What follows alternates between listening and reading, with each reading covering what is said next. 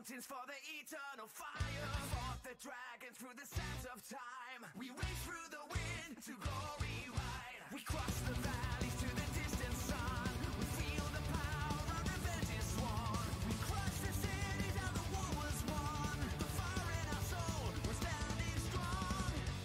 Kingdom calling, yes, the guardians of war. Rise from the mountains and rise from the seas. Steel of the warriors, you bow to your knees. Sail through the darkness, the true prophecy. Cursed is the night in the sea of dreams. Rise from the mountains and rise from the seas. Steel of the warriors, you bow to your knees. Sail through the darkness, the true prophecy. Cursed is the night in the sea of dreams.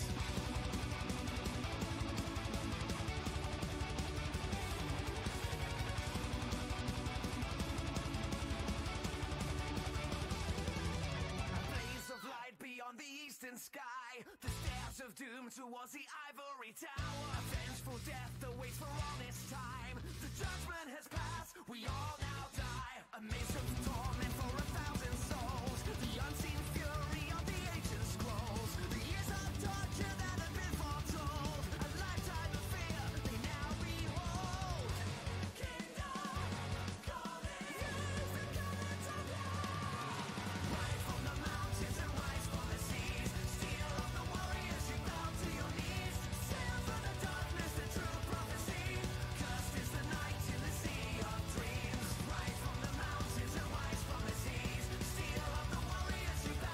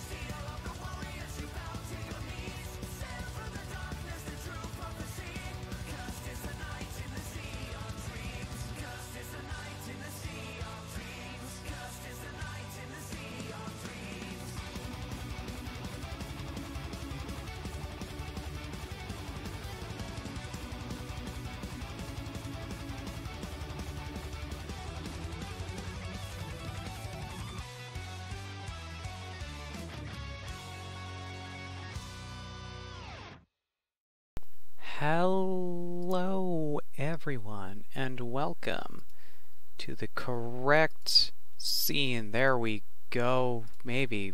Where's the... There it is. Hello, everyone, and welcome to episode 28 of the Scuff Podcast. I mean the Dark Light Podcast. Thought it was a poo kiss.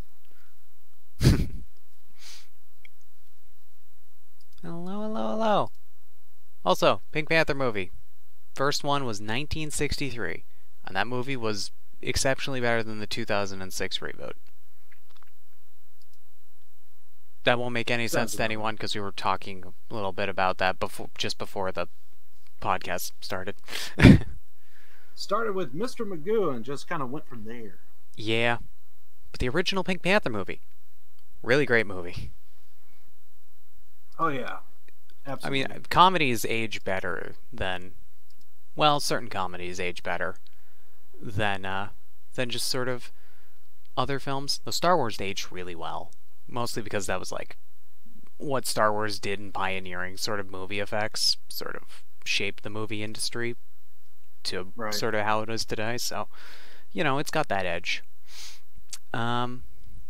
So yeah, welcome. Today we're gonna be talking about stuff. I guess we could go into... Well, actually, Liv, how have you been? How have your streams been doing? What have you been up to? Hey, Lucky. Basically, because I'll get into Danganronpa later, but basically lately, because I finished that, I kind of just been doing Remnant, just kind of having fun. I finally did a reroll, and I now know what that is. You know what they are?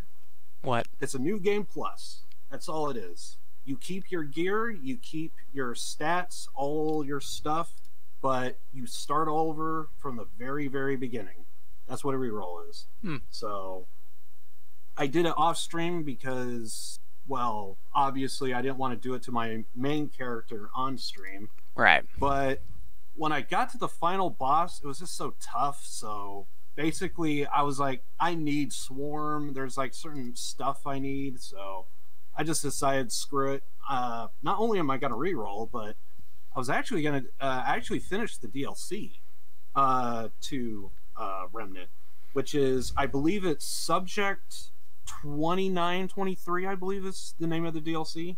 I'm still curious if like you or Lucky could join me, because I remember I brought that up when we did our try stream at one point, because I don't know if it worked something like that of like, say, Payday 2, to where the host could have it, and as long as the host has it, you could do it. Anyone could join. So I didn't know if it was like Payday 2 or if it was something like, I do know with Max Payne 3, it was you gotta own the DLC, otherwise you can't do it at all entirely. So I was a little curious to see which way these devs went with it. So yeah, interesting. Yeah, like he's saying, he's down to play that at some point, and he's gonna buy it on Steam soon anyway. So he's gonna stream that. Nice. I don't know if I'll pick up the DLC for it. I mean, Remnant's fun on that. Oh yeah, I will say this: you don't need to get the DLC, in my opinion. So anyway, yeah, I like it, but I don't think I like it enough that I buy all the DLC for it. Oop, meant to mute there. Sorry for the yawn. It's all good. Yeah, Remnant's just fun, and it's even more fun when playing with people. Oh yeah, 100%. Thinking of playing with people, do you have Fall Guys? That is another game that's on the list that I kind of want to get, but at the same time, I think if I were to get it, it would basically be like, if I were to do a stream and I just kind of didn't know what to do that day, I would be like playing Fall Guys just to figure out what's my main game I'm going to do. Like, that's really what I would just be using it for. And I mean, if I did, once again, if I did have friends, absolutely I'll play it. So it's on the list, but it's like one of those things to where I don't feel like I got to get it yet, but all people just got to do is just say the word and I'll just go ahead and get it and download it, all that stuff. So, answer no. I don't have it yet. Yeah, I've got it. I got it just this Sunday and played a little bit with some of the RP friends. And it's fun. It is a fun game, and as soon as I can get to a point with my RP where I don't feel such a constant need to be on every single day because I've got stuff to do, I'll actually play like other games. And that, which I'm not sure, maybe tomorrow I'll do something other than RP. Actually, the new season of Rainbow Six Siege came out, and I'd be interested to see what all the updates are, because I haven't played Rainbow Six in forever. That may be something to check out.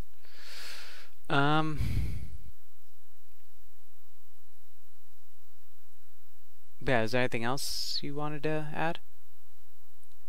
Can't really think of anything else other than I do know next week I'm gonna be playing Mafia 1 because that's gonna release. I actually noticed that they Nvidia actually released the drivers for it today, or actually no, it was a few days ago actually. So I got the drivers set, and all I just need is just, I don't know if I'm gonna be able to preload it, so, or you gotta wait until the actual release date. Either way, I'm ready.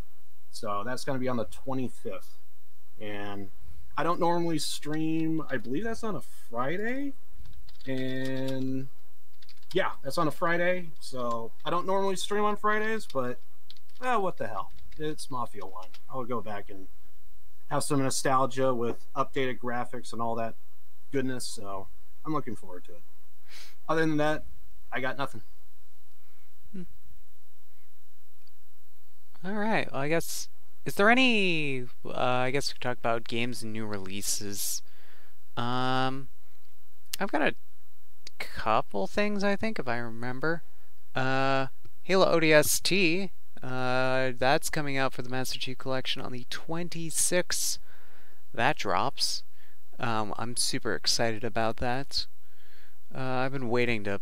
I mean, yeah, I could just load up ODST again on my 360. I mean, there's nothing stopping me. But, you know, loading up an entirely new, I was like, well, I didn't want to do that because I'm like, I'm just going to have to replay it on the Master Chief Collection anyway, and I might as well go in on, you know, the fresh, like, find all the 30, I think it's 30 video logs that are in the, sort of like the free roam streets. ODST is a very interesting game where there's like the main sort of part of the game's like a free roam, like around like the ruined city, and you have to fight through enemies and that, and then you find points of interest, which gives you like, you know, you find like trying to find your team, and you find these items of interest which are like related to stuff that your team did. Well, it was like nearly half a day ago, because you're knocked out for like 18 hours or something like that when you wake up on the streets. Then you come across like remnants of like things that your team did. Like you'll find a helmet, or like like broken pieces of something. That's it's funny when it happens on, like, when you play back the scenario, and then a thing happens that's like, oh, that's, and then it's like the camera will show you like the thing, like it'll focus a little bit on the item, like as it appears in the cutscene. It's like, oh, that's the thing that you find, which triggers this whole scene of events. Like you'll find a helmet lodged in a wall, and then at the end of like the final cutscene for when you're playing back that sort of like scenario that leads up to it, it'll show the helmet, like how it got there in that wall. It's interesting. It's fun. Like ODST is like, you don't play as a Spartan, you're playing as a Helljumper, which is a step up from a Marine, Like they're as close to Spartans as you can get without the genetic augmentation. They jump like feet first into hell, hence why they're also given the nickname Hell Jumpers. Or like coffin jockeys, I think is also a term used for Hell Jumpers, because they're the best of the best, but also it's entirely possible they'll never make it planet side. Like that their pod will hit something and they'll die on impact. It's not, being an ODST is not for the faint of heart. So it's just a fun, different dynamic where it's like you're fighting a losing battle as these ODSTs, as opposed to like when you're playing as the Master Chief and you're turning the tide of the battle. It's just more or less you're trying to survive. It's basically the battles to the point where you're just trying to minimize damage, just trying to save what you can and get the hell out of the city.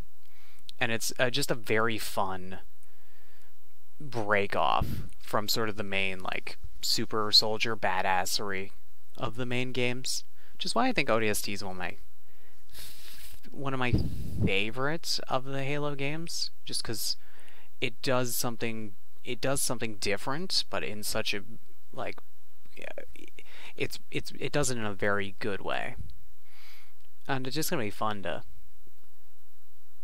go through that again. I'll be curious. I don't think there's any remastered stuff, but it's just been so long since I played ODST. It's gonna be fun, because ODST was one of two games. Like I only had like two games originally for my Xbox 360. That was like Soul Calibur 4 or 5, and I never played that. And then ODST. So I basically just played the shit out of ODST because it was the only game I had for my 360 for the longest time. So that also counts for like the dozen or so times I played through the entire campaign. But it's a fun game. Unfortunate for you, Liv. I still imagine you haven't. That you're. Oh yeah, I still haven't gotten around. It's all to borked. doing that. Yeah. I just keep thinking it's just not gonna work. So I just don't feel a need or a want to do it at the moment. And yeah. So.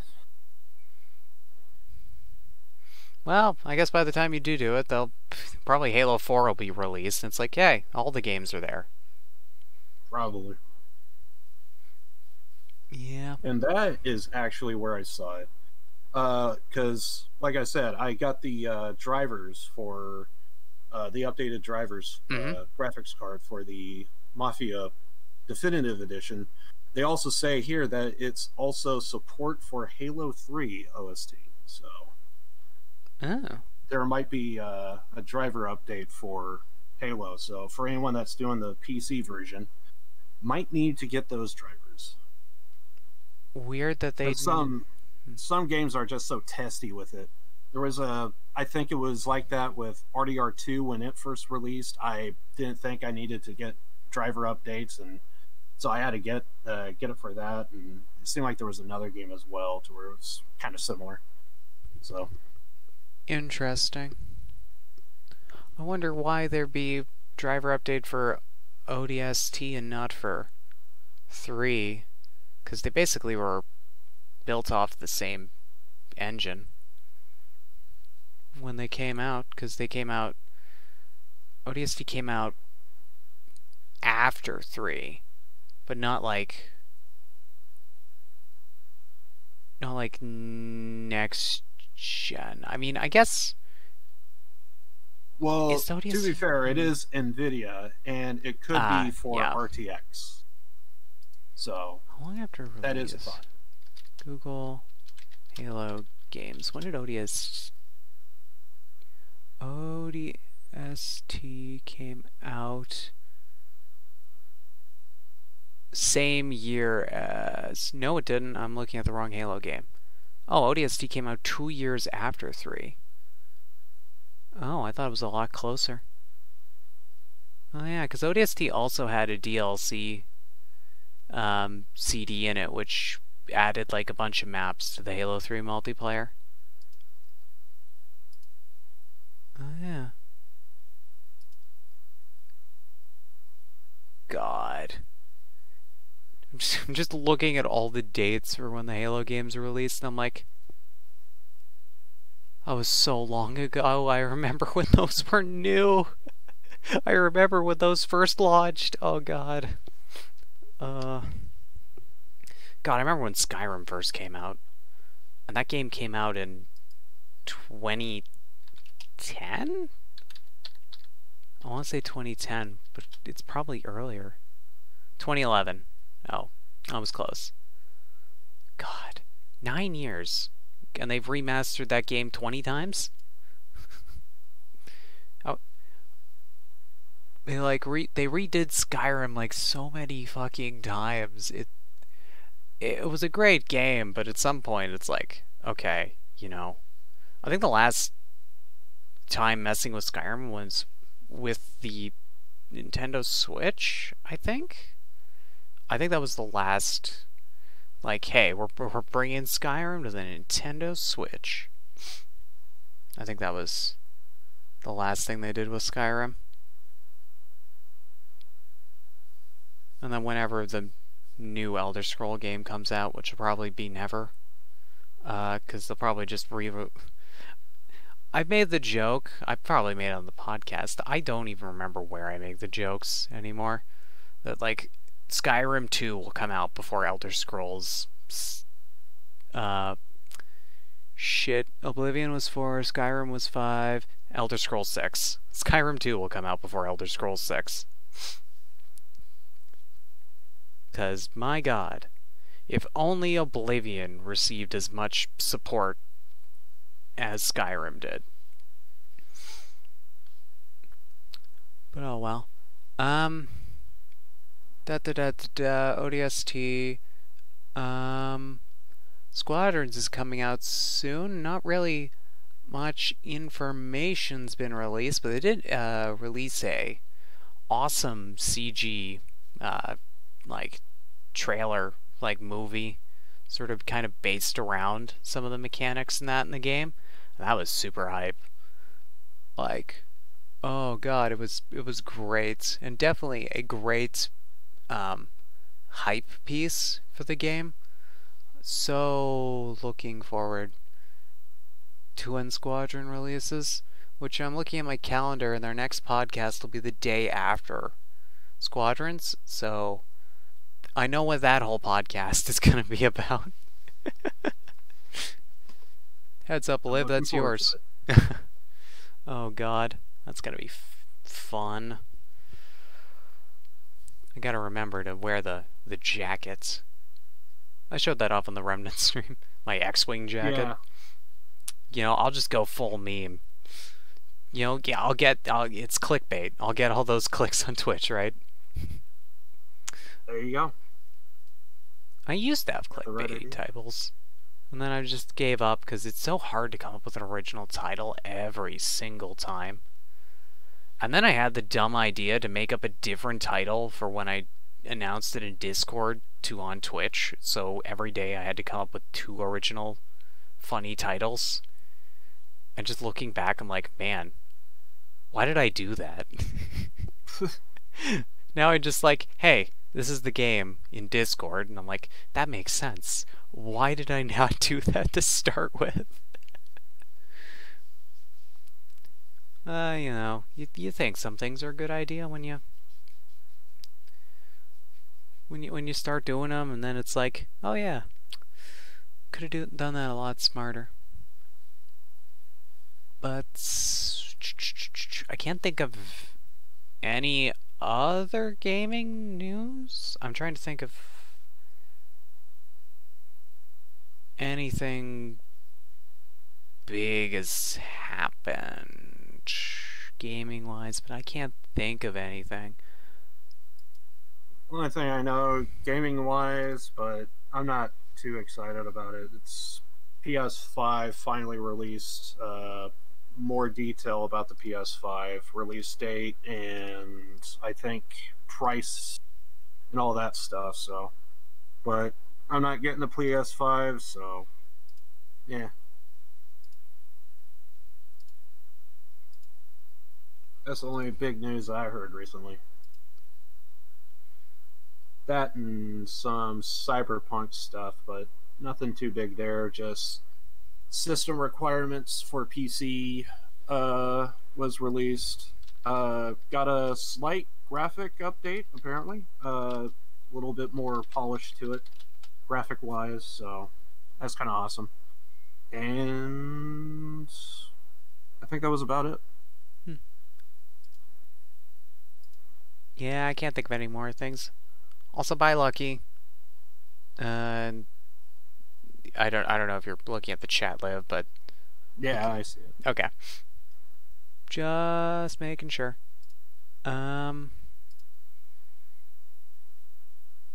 Yeah, I don't.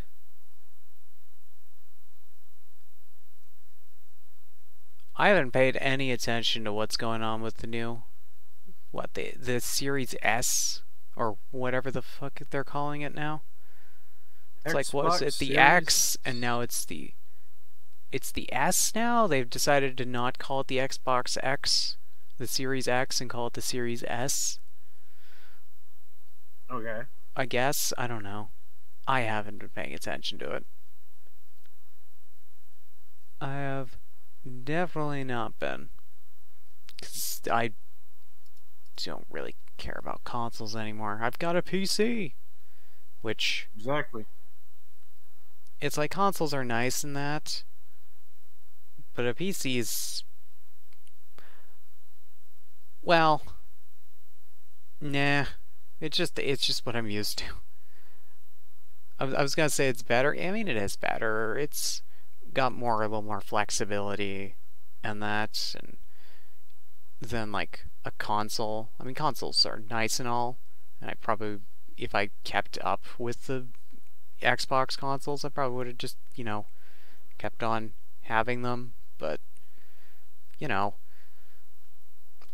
when you can just get the same things on PC, it's like, why do I need a new $700 console for this one That's the new whole reason game? why.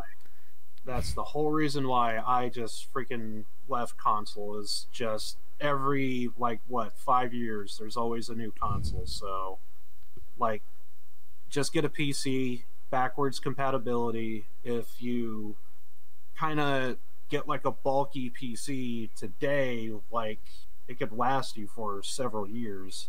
Yeah. And all you just got, the only problem would be is you'll probably have to like dumb down the graphics, but other than that, I mean, it's gonna be solid. So Yeah, one problem Yeah. with consoles, especially the Xbox Series, is it's nice that they have backwards compatibility, but at the same time, that significantly reduces the innovations they can have on their next console, because if they make too many innovations, it can't be backwards compatible. right, So they have to dumb it down so they can keep backwards compatibility, which is a nice thing to have, but at the same time, it really stifles it just kind of it really stifles like what you can do with the next gen. Like, you can't make it like that optimize. And same for like some games that are like, we'll release it on, I think, is Infinite going to be like, Halo Infinite's going to be like both Xbox One compatible and Series S compatible, which is like, that also is like a limitation where it's like yeah, it's gonna be available on like the new console, but it can't possibly use all the features of the new console if it's supposed to be used at the same time on the previous one. So it just ends up like, just like stuff like that. It's like, backwards compatibility is great, like having your game on like a previous generation and on the new generation, it's helpful, but at the same time, it really just like it doesn't help push things forward. It just sort of like keeps things more or less the same with minor improvements. Well, to be fair, at least with PlayStation, I wouldn't be surprised if Xbox is doing the same. But if hard copies is not even a thing, Mm-hmm. then you're getting it off of the website, right? Or Right. the like in game. So technically, it would just be on whatever system you have, and it's just going to be locked to your account. So I would have to assume whatever console you have, whatever you download it from, it's just going to acknowledge that game to that console. Is my guess. Right. But it's the thing is, it's not like super simple. Like it'd be nice if they could do it, but at the same time, what I'm saying, like what I'll say in like 2 seconds after I stop stumbling over my words, is like essentially making the game over again is making like a version of the game that's like optimized for Xbox One, and then a version of the game that's optimized for the new generation. And you might think, oh, you can just copy and paste a lot of assets over. But with my basic understanding of coding and sort of how that stuff is, you can't do that.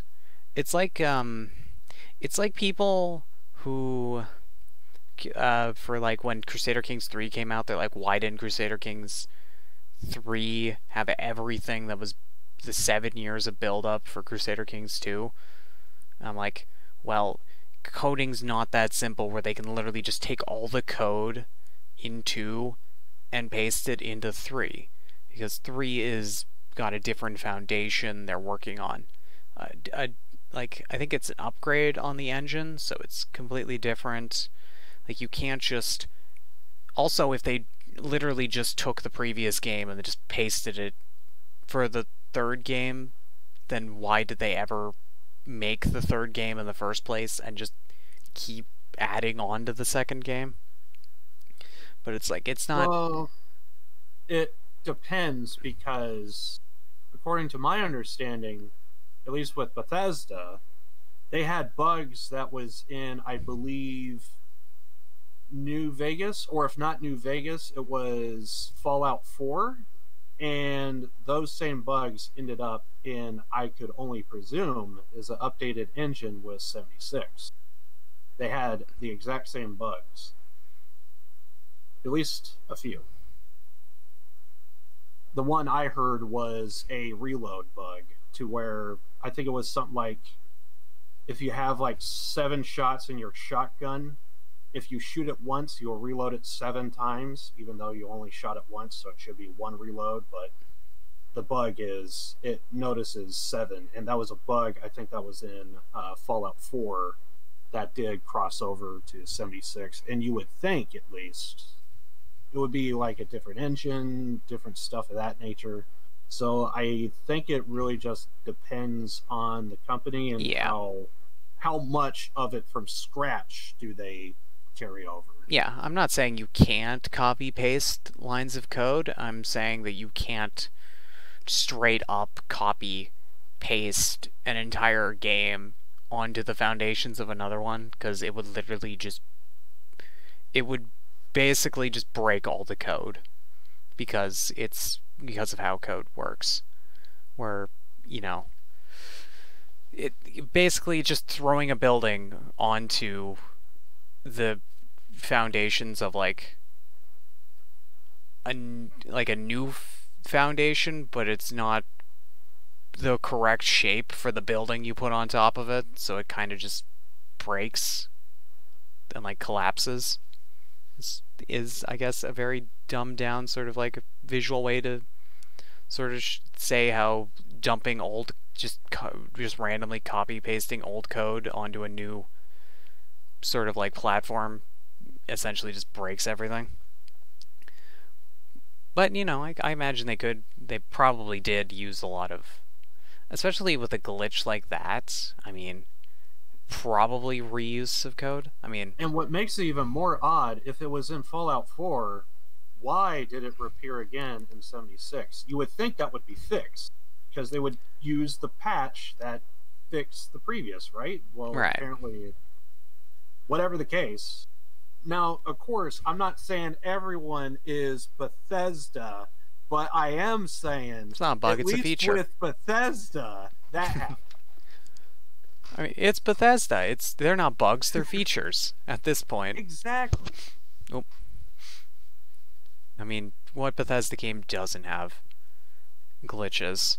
And I know that's like a, you know, like, yeah, people are like, yeah, you gotta polish everything to be like 100%, and like, there are people who continue, like, especially with modding being such a thing, and then content creators like make their own stuff, and that's like, well, a modder already did this, so why would I pay money to the company? It's like, come on, come up with something original. And it's like, look, this mod did it better than you, but at the same time, that, like, it's not the same context as like making a small mod and sort of just finding a place in the game that makes it fit. Like, they don't have to redo, like adding something with a mod is sort of like more contained than just changing something in the code, because you're not going to break, ideally, if you've done your mod correctly, you're not going to break a million different things. But it's just, I don't know. It's so weird now how the game industry, especially with you know, people with the modding communities and like games constantly receiving like updates and that. And it's a really weird mentality I've started seeing, where it's like, where people are like, they just don't really know what they're talking about, and that's like, I've seen comments and like Paradox stuff. It's like, yeah, Paradox has a not great DLC policy, but at the same time, like, people are kind of dumb, where they're like, what was the most recent post, which was all like cosmetic stuff, and they're like, wow, wasting your development time on this instead of like optimizing the game. And I'm like, you know that this would have been done by an artist, right? Like, that's not even, like, there's different departments. It's not like every single person in the office was like, we're working on this art. Like, that artist that made all that new concept, all that new art for the game, was never, ever going to be able to do anything with the code that would fix the performance issues. It's like people who think that apparently everyone at the company can do everything, when that's simply not the case.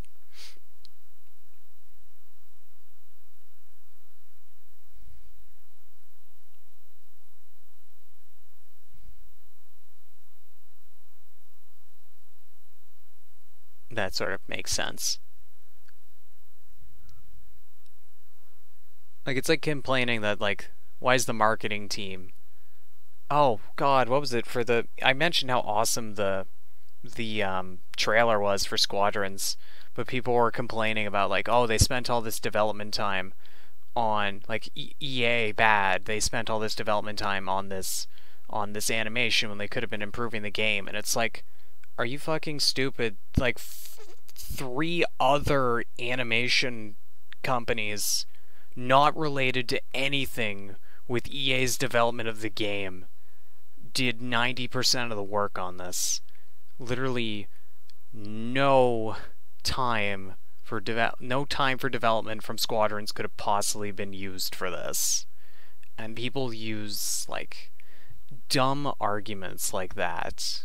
And it's like, yeah, I don't like everything the company does either, but if you're going to make stupid, like, unintelligible, like, arguments that make no sense, I can't support that.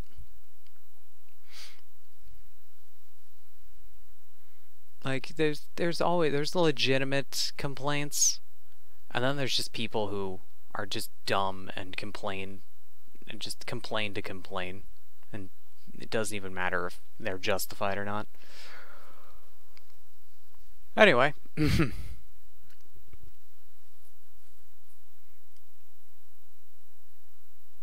you don't want to comment on that, Liv, just say move on. I got nothing. Okay. So, move on. Moving on to whatever we're moving on to.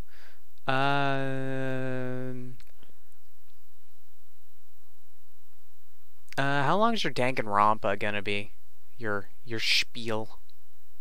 I gotta talk about the game, and I have a bonus because I saw the anime as well.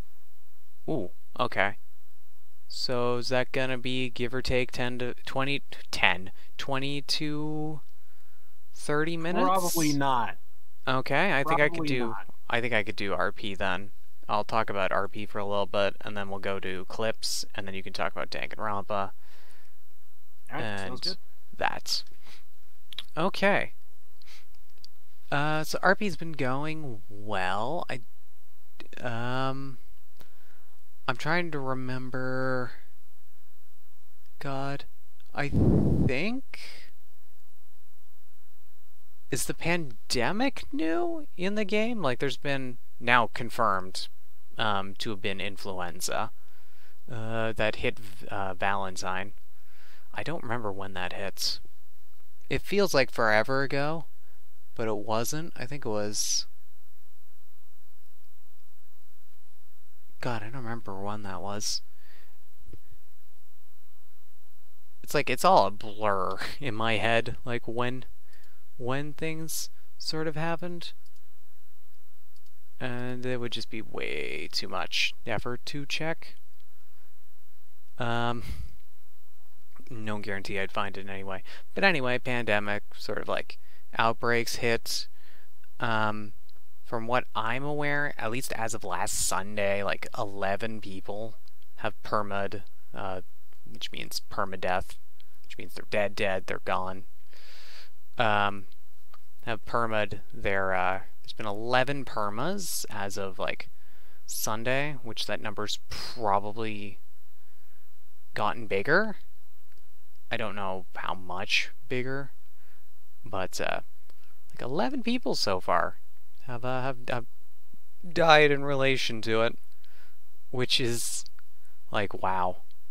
And there's kind of like a divide in the community where there's people who are like, yeah, this is cool, you know, and then people who are like, no, fuck this is kind of stupid, why are you doing an event like this? Like, why are you forcing people? It's like, it's not, no one's in any way forced to take part. Like, you can totally just be, like, your character's immune to it. Like, if you don't want to do that RP, you don't have to do that RP. But it's like, yeah, it's just, it's stupid ass back and forths on the forums, and I'm just like, sometimes I hate people. Sometimes it's one of the reasons I stopped reading Twitter. It's just the stupid back and forths. I'm eventually gonna wise up and stop reading forum posts too. That's why I don't go on Reddit, because that's just gonna be a cesspit. But yeah, so there's the pandemic, sort of influenza outbreak. It's been going on, and it's caused a lot of interesting stir-ups and, like, yes, disruptions, but also new opportunities. Like, for my character, actually, we got a little bit, like, there was actually an opportunity that happened for me to actually help out with this pandemic, because, well, Ryan's not medical, but we were asked by Kit, who we know from horse racing, we're friends with, and she's now the state coroner, which, great time to become the state coroner when all of a sudden there's this deadly disease that sweeps through. She actually let us, that was last night, watch her do an autopsy in her lab She's like reappropriated the you know the lab that's up like by Annisburg where the automaton's made Vaguely. with that giant like Tesla-esque tower. Oh, yeah.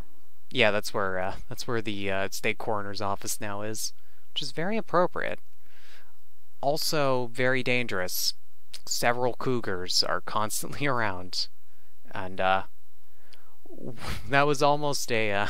We were on our way up when she was taking me up, and I just barely saved her from a cougar because they do the that swing around animation and then they grab the back of your neck and snap it, and I just managed. It was like a second or two from like the cougar finishing the kill animation, and I managed to fatally shoot it as it was in the middle of the animation, and I was just like, holy crap, I can't believe I made that shot. Because I'm like, it's charging her for, she threw it off the first time, and that like reduces your health to nothing, and it's guaranteed it's gonna do the next snap kill the next time. So I'm shooting it as it's coming at her and I'm missing, and then it goes for the animation, and it's like literally last second you could interrupt the death before it would, actually count as character has been killed. I shot it off and I was like, oh lord. That was very intense moment there, because that would have been awkward.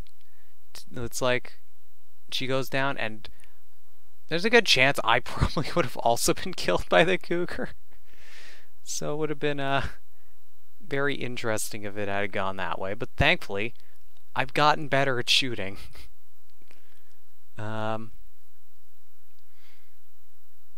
So yeah, so with a little bit of RP I was able to sort of fit. So Kit asked me a while back, like last Sunday, if I knew,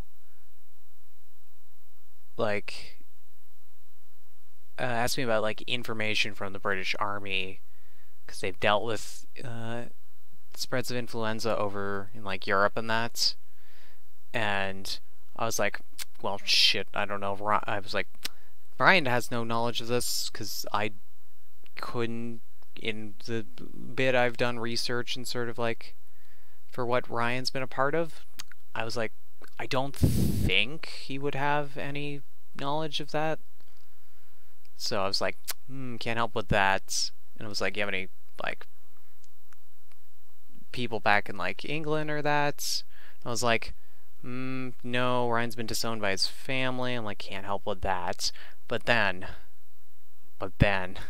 I remembered one side note in my journal thing where I write down ideas and that, where I also keep sort of like side story for my characters, was the surgeon, the field surgeon who saved Ryan's life / arm in the Sudan. And I'm like, if there's anyone who could help, it'd be him. So I'm like, so I RP, I wrote him a letter, and then Friday, I'm like, okay, that's been 5 days. That's enough time, especially because of like how wonky time is on the server, because it's like there's real time and then there's like in-game time, so it's like you can be kind of liberal with how long certain things take. It's really just depending. So yeah, I got the package from him. I did the friggin' 9 yards. I wrote the actual letter that he sent me, and I read that out on stream when I picked up the package. And I'm like, yeah. It's like, no one was here to watch that, but I did it. It was actually the letter I was writing when I was working on when you guys called me up for Remnant, and I'm like, I forgot we were doing that. Until like Lucky did the @message, and I'm like, right, that was tonight. But yeah, we got that too. Kit, and hopefully that will help. A funny moment where Jaina, Dr. Jaina, she was there too, and she asked me, was it like blank? I can't remember what she said, Yellow Jacket or something, or she asked me. I'm like, I'm like, well, the thing is, I talked to Kit OOC about how we'd handle sort of like me giving her the documents. I'm like, I don't have to know what they say, right? She's like, no, you don't have to know. She has like all the information. She's looked up on it. She just needs a reason for her character to know that information. So it's basically just me, like, hey, here's something in character so you could use your out of character knowledge. And I just basically summed it off as like, well, the guy said that my buddy said that you wouldn't be able to get any like future copies to us if something happened to the ones we gave. So I just left them sealed in the package for safety. And it's like, oh yeah, that's a smart idea. I was like, yes, like, yay, solid idea for why I have no idea what's on those papers. But, you know, there's important stuff on them. No idea what the important stuff is, but it's there. Also, that Moxie, my horse, is pregnant. That was a thing that also me and Kit talked about out of character, because she brought up the possibility of Moxie being pregnant in character, and then we kind of out of character talked about it, and I'm like, hell yeah, we're having this go, because it's just funny how it's happened, like, just by random AI interaction with my horse Moxie, and then her Kit's horse Baron von Beefcake. Just, they act so weird and near each other that it's just sort of become, it was kind of like a joking canon for a while that they were like, they liked each other, and then there was like a significant period of time we left them alone untethered at Emerald Ranch, and it's like, shit, there's the entire possibility that they got it on while we were distracted. And so that's sort of the canon now, is Moxie's now pregnant, which we found out in character. It took forever, because there was a vet who said he was on, I think, Monday or Tuesday, and they were like, hey, vet on call, telegraph, and they never showed up. They never sent a reply message or anything, and I'm like, well, fuck. Okay. So it was like Thursday we found out. We managed to be like, we asked our one friend who's a doctor, and that's a little tiny bit of knowledge on horses. He's like, yeah, there's about a 95% chance your horse is pregnant. And then I'm like, oh, okay. And then the next day, which was yesterday, which was Friday. Holy shit, it's Saturday. Realizing how messed up all my days are in my head. Yesterday we told Kit, and she has like also she's also good with horses, so she was able to check to see if Moxie's pregnant, which I looked up a lot on horse pregnancies when the topic came up, and I'm like, alright, what are some symptoms that I could like start saying Moxie has that are like symptoms that a horse that's has a baby would have? And also I found out you check if a horse is pregnant through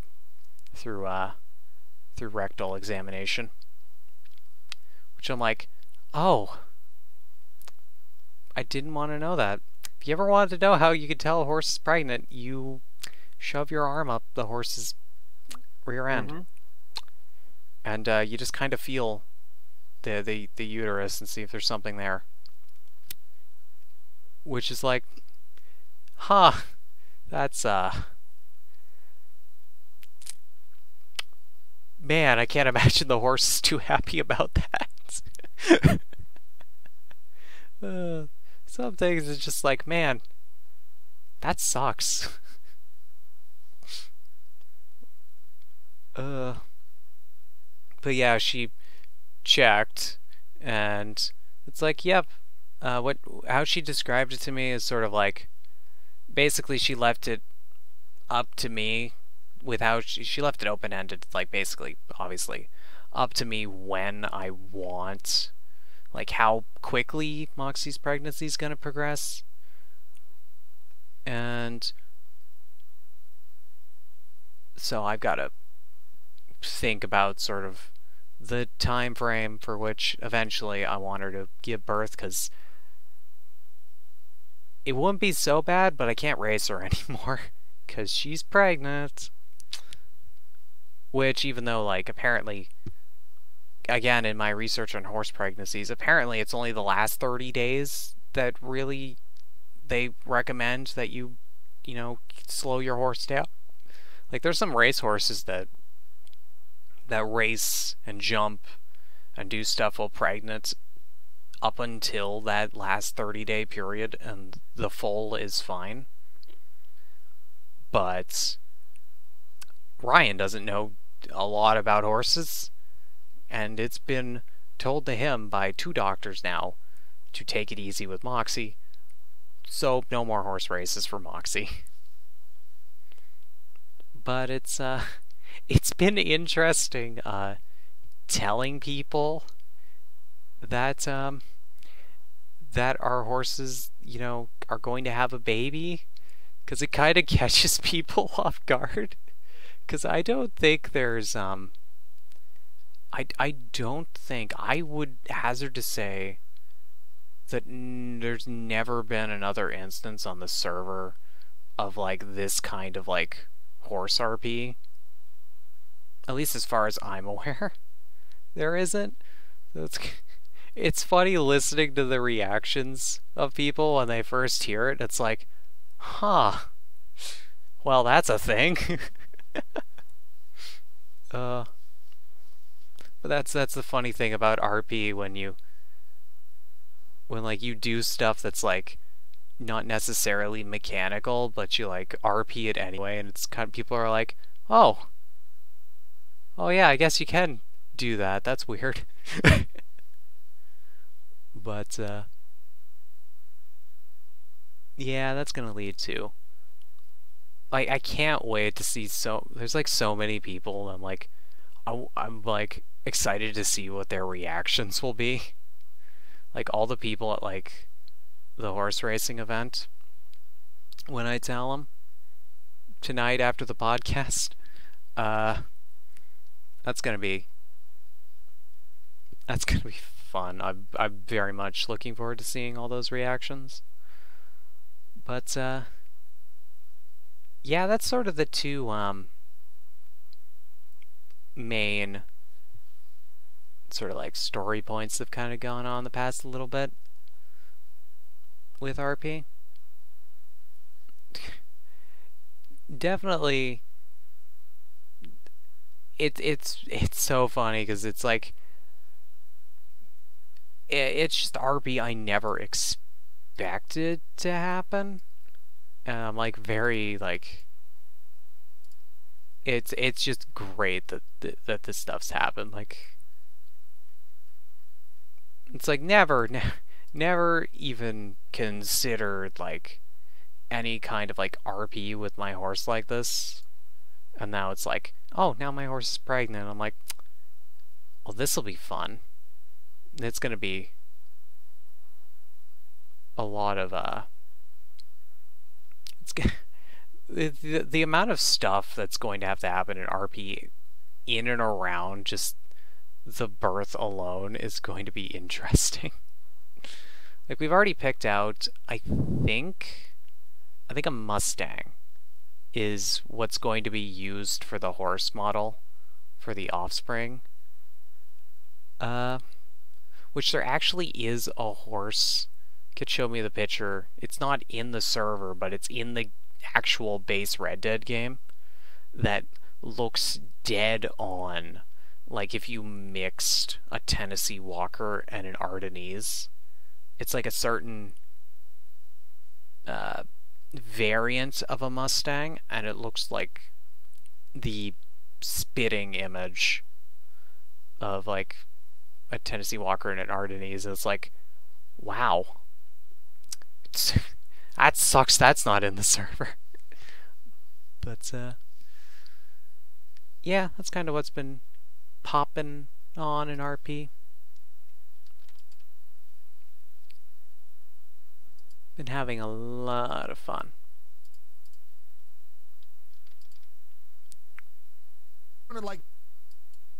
I completely forgot about the horse pregnancy. I remember you were telling about that around the try stream that we did with Remnant. Yep, I did mention it there, yeah. Yeah. Not ever something I expected would happen, but it's funny that it has.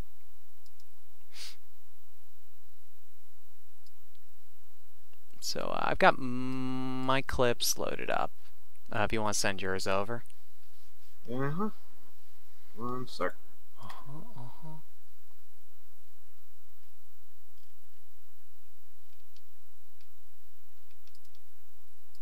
Yep. Oh, that's in the wrong.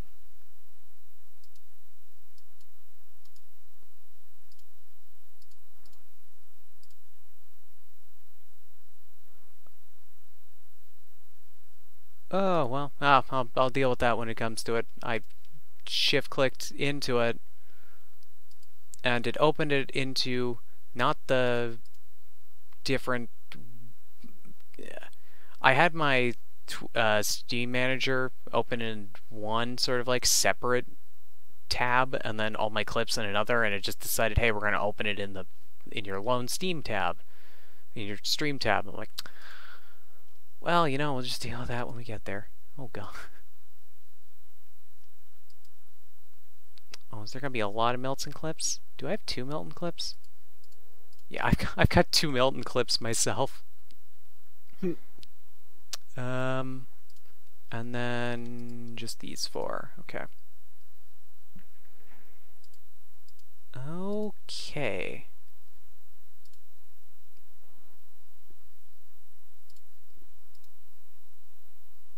Oh, interesting. Why is...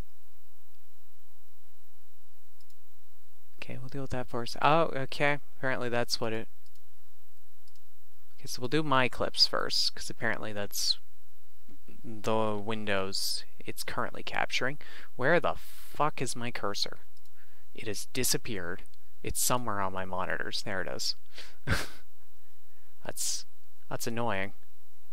Just like, oh, my mouse is gone. No idea where it is. But it's highlighting stuff somewhere. Oh god, screen share. That one.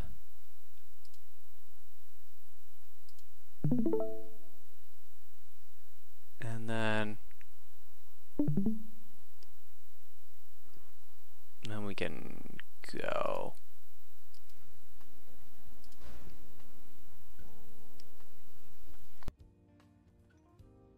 Good morning!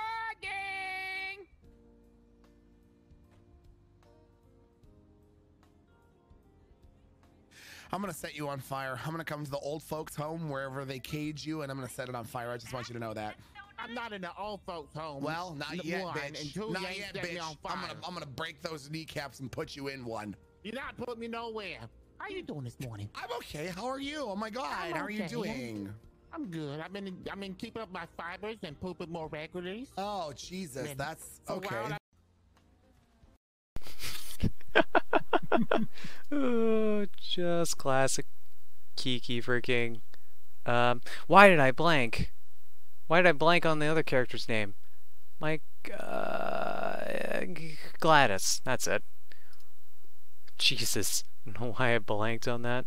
Then here's another Milton Kiki clip. Like you said that I was going to be doubling for Christine. Did you say Christine that I'm going to be doubling for? No, it's gonna be Chris Hemsworth. We did check your face shot and your body build, and you're a perfect fit, man. Whoa, what the fuck do you mean I'm a perfect fit? To double for Chris fucking Hemsworth? What the fuck? Oh my god! Motherfucking! Whoa! Where? What? Do you know who runs a talent agency in this goddamn city? You just fucking hung up. Like you said. Oh god, that was... I watched that one live. That was a great one. It goes on for a little bit longer. Drives... It's like, oh yeah, you know, we're going to get you for an extra. It's like, oh, who's the extra? Chris Hemsworth. What the... I'm a woman, damn it. You and your toxic masculinity. Oh god. This is a clip from a court case that someone linked in Nikita's chat today. I'm like, oh, that's funny. So there's this weird thing in the penal code of Los Santos where if you so say you had cocaine on you, but then you snorted it in front of the police officer, you could not be charged with drug possession because you don't have the drugs on you. Yep. So that's sort of like a little bit of context with what's going to be said here on the stands here. And are you aware that no cocaine was found on Al Saab at the time of his arrest? It's because it was in Because he snorted it, you dummy. Again, it's not There we leading, go. Your Honor. I'm just asking if she is aware of a fact that was presented through evidence in the case. The objection is overruled. I am going to make sure that answer in its entirety is make sure you catch that. All right, that no, because he had snorted it. That's about the best answer I've ever heard of for that particular question. When he had it, but man, he was high off his ass, I'll tell you what. Oh man. It's like my client was not in possession. Yeah, because he huffed it all. Oh, weird. One of your clips apparently decided to make its way into the proper tab. Weird. What the fuck? Anyway, here's a Tessa one from actually today. She's been doing her it's like police academy now. They have like 20 recruits going through police training right now for NoPixel, which is crazy. But here we go. Thighs thick as fuck. You know, I kind of thought maybe if I told you, you give me your number. know? Well, You sure? Come on, I'll take Sir, you on a date. I'm a lesbian. I should have known with those eyebrows. What do you mean? I could just tell, you know. And that haircut.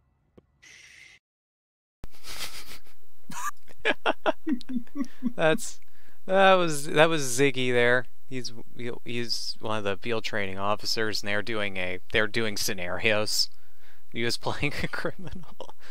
Oh god, it's so hilarious. He really hammed up his role. Oh god. So that was mine. Now it looks like we're on to yours. Looks like a Silent Sentry doing Rainbow Six. Yeah, and it's not about Rainbow Six. It's self-explanatory. Just play the Okay. clip. Playing.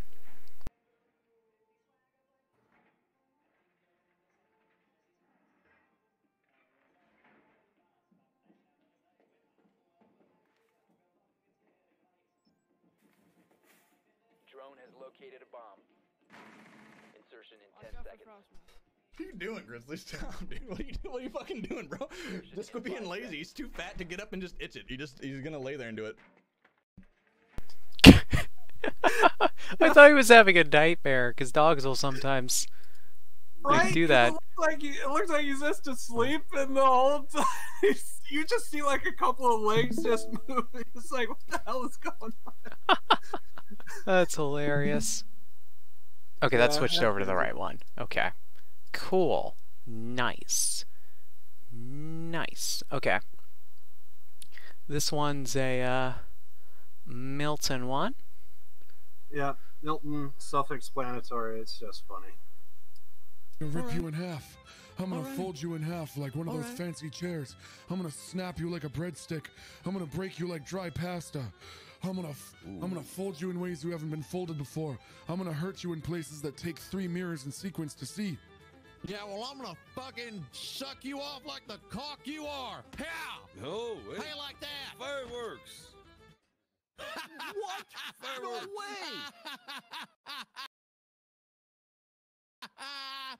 Yeah, that's right, boy. You fucking lost. That's what you get for fucking with my camera, you bitch. And your winner is the little guy. Give me my money. Go. Can I get a hell yeah? What's your name, pal? Weak Sean Big. Hell yeah. What? What's your name, pal? It's Elijah Boone. Who's the strongest man this side of the tumbleweed? Oh, that's great. I'm gonna suck you off like the cock you are. Yeah. Oh my That is god. so funny. Oh lord. Oh, that's so good. I've never heard that comeback before. That is the most threatening comeback I ever heard. I'm gonna suck you off like the cock you are. Oh man. Oh god. Alright, we got another Silent Sentry followed by one more Milton. Yeah, this is Silent Sentry. His banter is just top notch. It's self-explanatory. I even get the reference. He mentions Al Bundy. Al Bundy was a character from a sitcom, Married with Children. I absolutely loved that show back in the day. Anyway, just play it.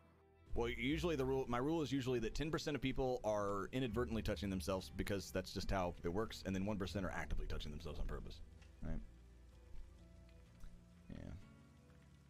Sometimes you just start doing it, man. Sometimes you just start pulling an Al Bundy, you don't even realize, man. It's like idle hands. You're just sitting there hanging out, and all of a sudden that one part of your brain just like, and all of a sudden you just don't even realize you just, stop. No, stop! Stop! Stop! No! No! No! I'm 3 months into NoFap. Stop! Stop me, son of a bitch! No! No! Fucking! Take it! Take it! Please, cut it off! Cut it off!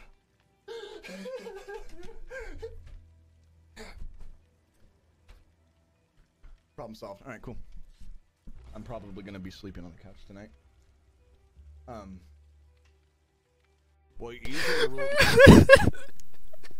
Oh, the awkwardness is beautiful. And if I remember correctly, that's my clip. Yep, it was clipped by you. That was... Oh my god, that was... His wife just walks in. Walks I'm sure in she was just gonna walk and in just to like... say, hey, you want some coffee? And see, you want? Don't take my hand. That was like the perfect like scripted TV show. Walks in, immediately walks out. Like, God, sometimes you can't script these things. Like, it's just so... Oh Lord. Okay. Yeah, this is just Milton Banner. It's just funny. He's just kind of having a little argument with Dr. Lupo. I guess to himself. I could only assume someone bringed it up in his chat. And yeah. Oh boy. It's funny. It's just funny.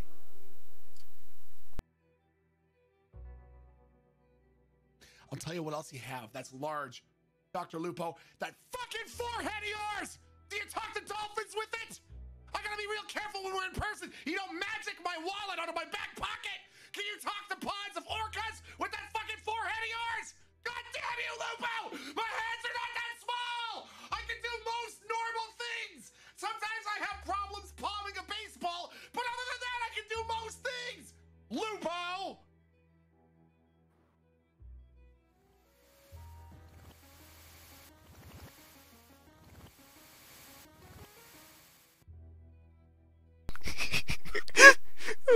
I have a problem palming a baseball. Sometimes. Those are small ass hands, dude. Oh, Palming a baseball. Okay, I never heard that one before. Oh God. Oh, man. Good old Milton. Oh. Oh. Okay, that's gone. Cool. That was weird. I don't know what that was capturing. Okay. So I guess Danganronpa. Yep. Danganronpa is a game that I kind of played a couple months back.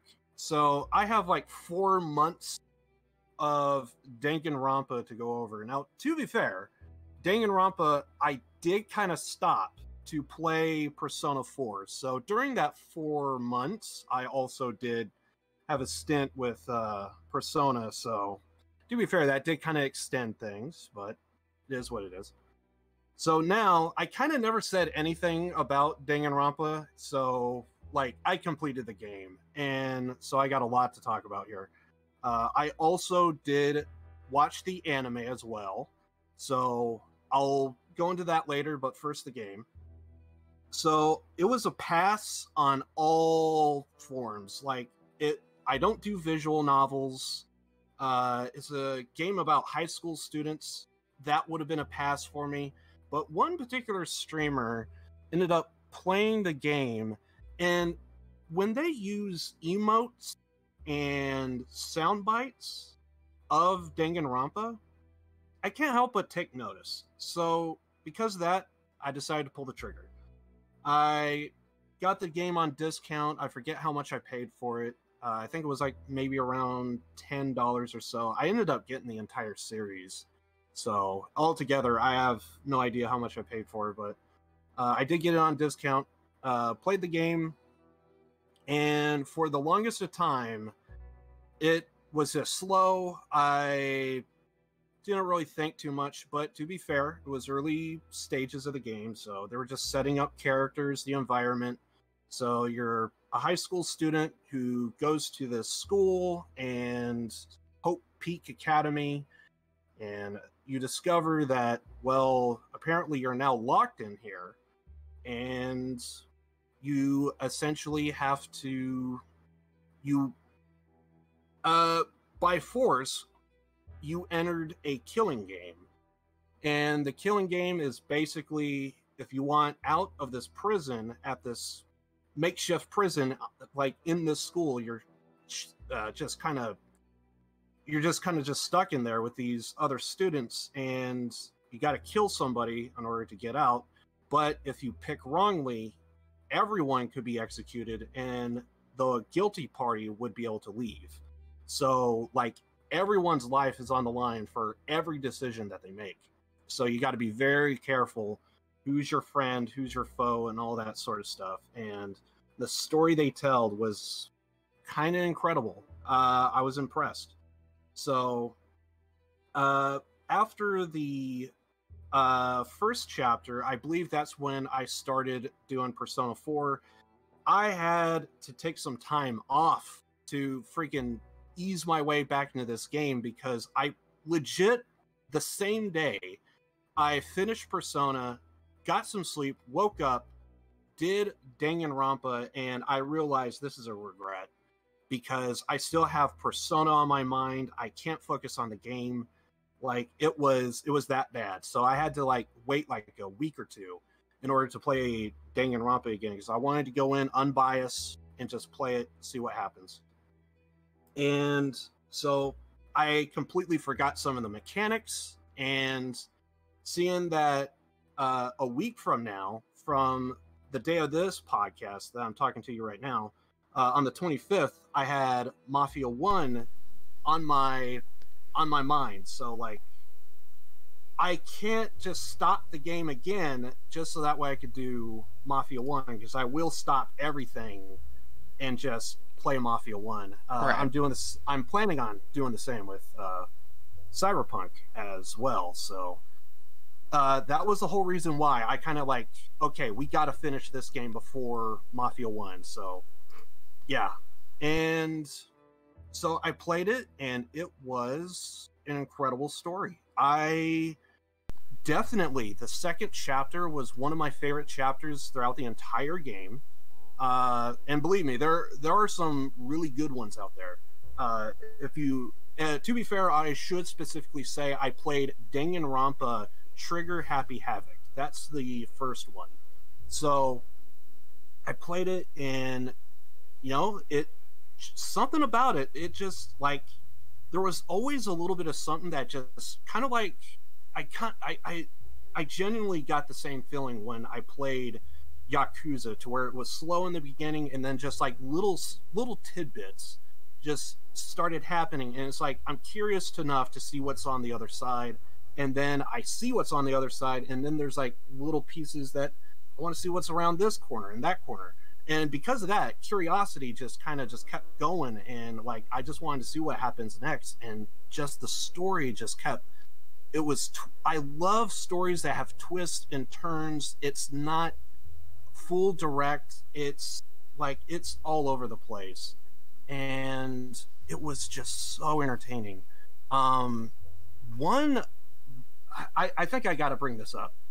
There's a character by the name of Chihiro. This hurted me. There was a character called Chihiro, and they felt like they were weak. They felt like they wanted to be stronger. And when I heard that, like, if that was like a friend of mine, I have to seriously sit that person down and like try and pull them out of this inferiority complex that they just created to themselves. Because like there's multiple ways you could be strong. It doesn't have to be like, oh yeah, I'm the big tough guy, only men sound like this. Come on, man, come on. No. There's other ways you can be strong. Do you honestly think a doctor has the mindset of someone weak when they have to surgically like cut open bodies to like repair bone and stuff like that? You have to be mentally strong for that.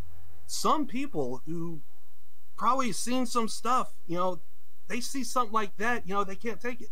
So like there's multiple ways you could be strong, and I'm sure I could give a couple other examples, but we'll be here all day. But like someone like that, it just hurted me. So like anyway, so like Chihiro was one of my favorite characters early on because of that. Just mainly because like it really felt like a character that like if this was my friend, we really need to sit down and like have a conversation or something, because that's just not healthy, I feel. But anyway, so then the stories started to progress. It was kind of hit and miss, and then it got to Sakura's story, and that blew me away. Like that was incredible. Whenever I come across stories to where it's spoiler heavy, like I can't talk about what happened. Like I just have it in my mind. I can't talk about spoilers. Mm-hmm. So, and by the way, I never did like a spoiler cast, so this is kind of like my semi-spoiler cast about this.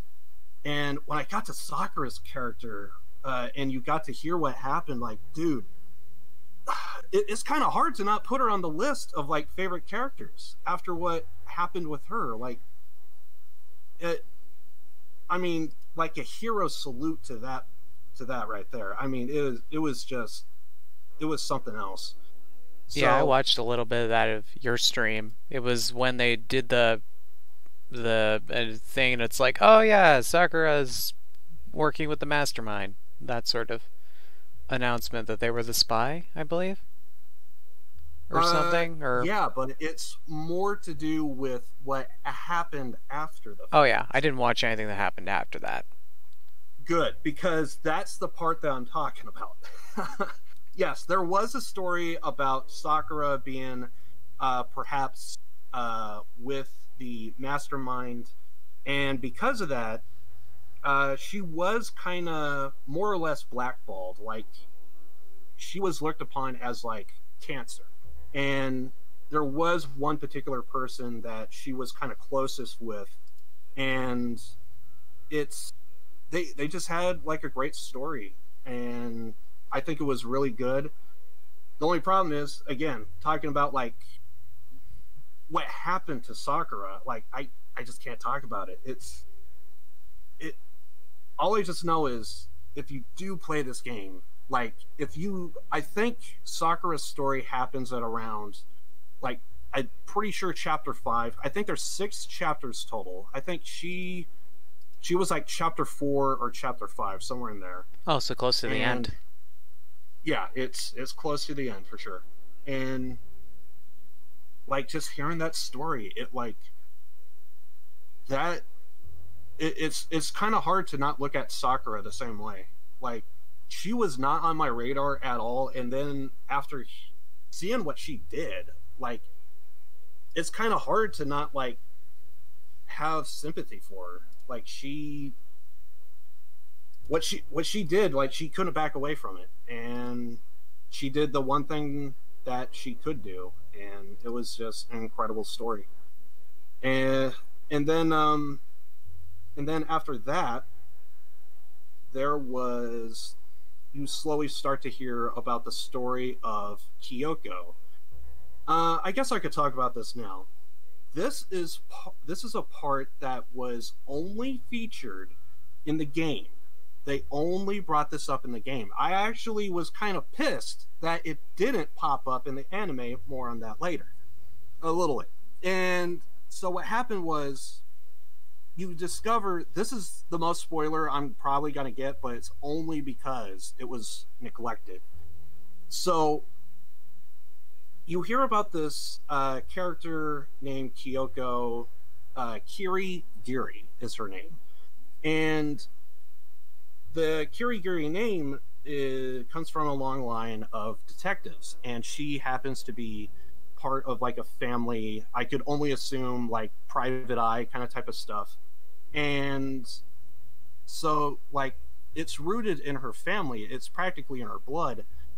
And when you hear about the story, it's like, I absolutely love the direction that they went with it. So what happened was, at an early age, her father left her, and she took that as an act of betrayal. And then, not only did he leave, he also broke away from the detective business. This was an act of treason. So now she wanted her father out of her life entirely. So, and not too soon after he left, her mom died. So now she's all alone by herself. I could only assume she's living with grandparents. They don't really go into too much detail about that. I'm just giving off what would be the most likely scenario. And so she kind of lives her life. And then when she gets to become a high school student, she hears that her father once worked at Hope's Peak. So she was actually gonna get into Hope's Peak Academy, so that way she could sit down, talk to her father, and basically let it all hang out and just like, we're done. We're no longer daughter and father. We're just done. And that's what she planned on doing. And that whole direction, I actually was kind of digging it, mainly because I was thinking the story afterwards has to be incredible. Like if they ever did like a Danganronpa, like after the despair kind of type of thing, and I could only see like good things like just come of that. So, and I mean that's like the most spoiler I'm gonna get, but there was definitely a moment to where she, what was it? There was definitely a moment to where she kind of, I'm kind of losing my words here. There was definitely a moment to where she had to like rethink about her father and all that stuff. And you really start to kind of see like where she was kind of like in at that moment. So she had to like reevaluate her relationship with her father at one point or another. And yeah, that's about as most spoiler as I'm gonna get. And I actually thought that was just an interesting direction of just how they could go with it. And I was like thinking of like different ways of how they could do it. if they ever were to do something like that. I just thought it would be a little more entertaining. And yeah, and then the story to the game, the ending, the last and final trial. To be honest, it was kind of like really going off the rails to the point to where I was like just wanting it to end at one point, to where it was just so back shit crazy. It was just all kind of types of things was just going on. I kind of wasn't really feeling it, but by the end, they clearly started hammering it home. And I think I even made a tweet about it. And basically, I think that's pretty much all I want to say about the game. I'll get into the anime here. So basically, the message to the game was so incredible. The message alone is the whole reason why I want to recommend this game. But the problem is it's at $20. I kind of feel like Yakuza or Persona is a way better game, and it's a pretty much the same price. Also, I checked last night. There are 3 websites that have Yakuza 0 right now under $5. So, like, that's a steal in comparison. Because, like, Yakuza 0, I kind of feel like it's like a $60 title in terms of quality. Persona 4, I kind of felt like was more in the neighborhood of like a $40 game in quality. Danganronpa did not feel like a $20 quality game. But, I mean, $20 is what they're wanting for it, so I would recommend more at like a $10 or $15 in my opinion. So if you could get that, like, and of course I should also point out US dollar equivalent. So anyway, right. And basically the message to the game that I thought was so incredible was, so like I'm just going to go ahead and basically read off the tweet. It went something like, and I'm going by complete memory, by the way. So, like, Persona 4, that was the turn-based game I felt like everyone should play. Yakuza 0, I felt like was the beat-em-up game that everyone should play, if you never played a beat-em-up game. And then, sadly, I have to say, at least in my opinion, I don't think Danganronpa is the visual novel people should play, but just the message alone, I think, is the whole reason why people should play this game. With the world without despair, there is no hope. When your back is against the wall and all you could see is despair, the only thing you need is hope. With hope, you can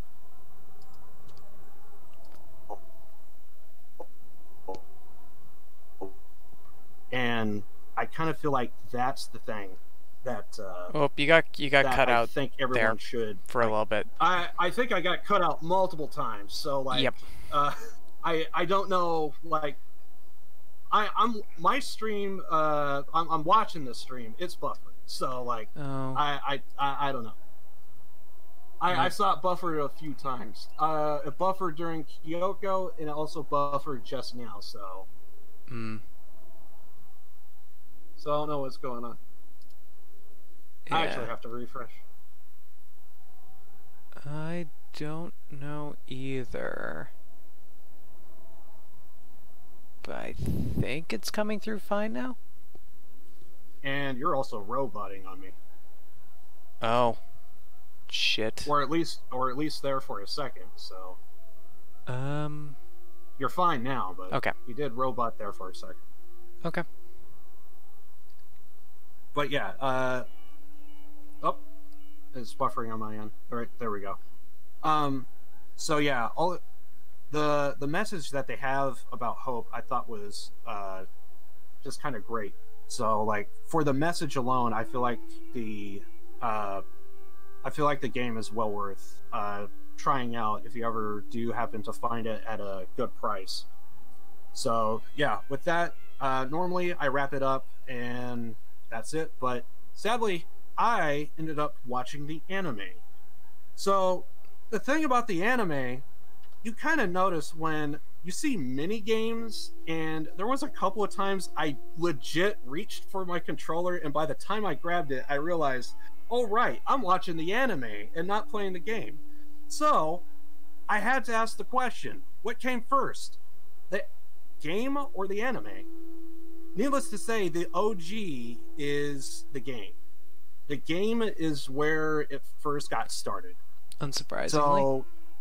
So I'm so used to like animes, like coming from manga, then anime, then a game.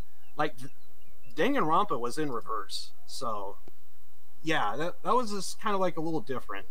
So if you ever want to see the raw game or like the raw story, you got to play the game. So because it was a visual novel, I decided to go with the English voice acting. Talking and reading out loud for 5 hours straight, that would just be hell on my voice. I would just be getting a sore throat. I was actually looking up home remedies near the end there. So yeah, because of that, I decided to do the English voice acting in my gameplay. So I felt it was only normal to kind of stick with the English voice acting and kind of like compare the two. So I saw the English dub, and in comparison, I did think the voice acting in the game was really, really good. And then of course I see that the anime, everyone was replaced except for Makoto Naegi, I believe is his name. That's the main character you play as. And with him, he was the only guy that was from the game and anime. Everyone else changed. I would have been completely fine with all the voices being different, but there's one character that stood out for me, was Monokuma. Monokuma, when you play the game, he has like an upbeat, kind of like, he takes joy in like creating and coming up with elaborate executions. And when you hear a voice that's just kind of like not threatening and just kind of upbeat about everything, it's just, there's like a little bit of like dark humor there, I kind of felt, and I felt like that worked so much better in my opinion. So when I watched the anime and we just got like generic heel voice, a generic villain voice, like that just it lost that dynamic, and I kind of hated that. But, yeah, I mean, that yeah. Sucks. Yeah, and it's just, yeah, I told the voice actor to try and do something in that nature to kind of come up with that voice. But yeah, it just sucks. But anyway, yeah, the anime itself was really good. I mean, talk about trying to stick to the source material as humanly possible. Like, they have like the layout of the school, it's spot on. They have the sights and sounds were ripped directly from the game itself. Whenever there's always a morning and night announcement, and there's kind of like a doorbell sound, and then they have like a pre-rolled tape of, or pre-rolled video of Monokuma giving the announcement. And just hearing that doorbell sound, like, oh my god, it was ripped directly from the game, and I just thought that was so awesome. And of course, I already mentioned about the mini games. Like, I don't think there was a single mini game that they missed. Almost every one of them was all there in the anime. So, like, I thought that was awesome. So anyone that's like a huge fan of the game and they want to see it done in an anime fashion, like, they did a pretty freaking good job. Every single scene, I could have swore I knew exactly where everyone was at. Like, I've been in that room, I've been in that area. So I thought that was really cool. I mean, from that regard, they did a very good job. And so, like, you got to give respect. It was really, really good in terms of that. So, but obviously there was a lot of inconsistencies. Already mentioned the voice acting. The other thing I did kind of notice, this is more just me just nitpicking, but I did kind of feel like the story in the anime was just kind of like just moving along a little too fast. I kind of felt like whenever there was like a big cliffhanger or like a big reveal of some kind, typically when it's like story driven, you kind of like let the scene just kind of play out. You let the emotion just kind of like take over. And when I was doing the visual novel, like I could go at my own pace, and whenever something happened, like I could just stop cold and just like sink in the situation. Meanwhile, for the anime, before I could even create a thought, they're already moving on to the next scene, and it's like, I kind of felt like there was like certain things they could have just, like, for some reason there was 13 episodes, and I felt like maybe if there was like 15 or so, maybe that could have like had like better moments for like certain scenes and stuff. I don't know. Yeah. It was just a thought, but the who knows? Problem with an anime that's based off a video game is that 90% of the people who are going to watch the anime have played the video game. Probably, so yeah. It's one of those things where as much as you'd like to drag out some of those, like, oh, this is really important, it's kind of already been told. It's like Full Alchemist Brotherhood, where the first 13 episodes, like, watch Full Metal Alchemist and then Brotherhood, because Brotherhood came out after that, and it takes on like the first 13 episodes like contain some pretty big spoilers that happen at the end of the first series, because when they first released it, it's like it was just a manga before that, right. So not everyone would have read it. But then it was like a reboot of the series, and it's like, well, it was popular enough to get a reboot. Like, people have watched this before, they know that these certain plot points are probably going to be in it, so they sort of, in the first 13 episodes, they just mow through like all the really important, like, hard-hitting stuff that happens in there. It's sort of like kind of like those 13 episodes. That's like the part 1 of the series. Boom. And then after that, it goes on like a more normal pace with reveals and that, because they get past all the stuff that most people watching the anime would already know is going to happen, so they can spend more time on like new stuff. But when you're just essentially transcribing a video game to an anime, like even with the Phoenix Wright anime, I've only watched a couple episodes of that. It doesn't have like the games take hours for investigations, and it's a 22-minute episode on one of those hours long investigations, so it's really like they gotta cut stuff down and make it more digestible for like for just like, the viewing purposes. Like, that's one of the beauties of visual novels, they can take their time in that, but when you translate that over to an anime, it doesn't have that luxury.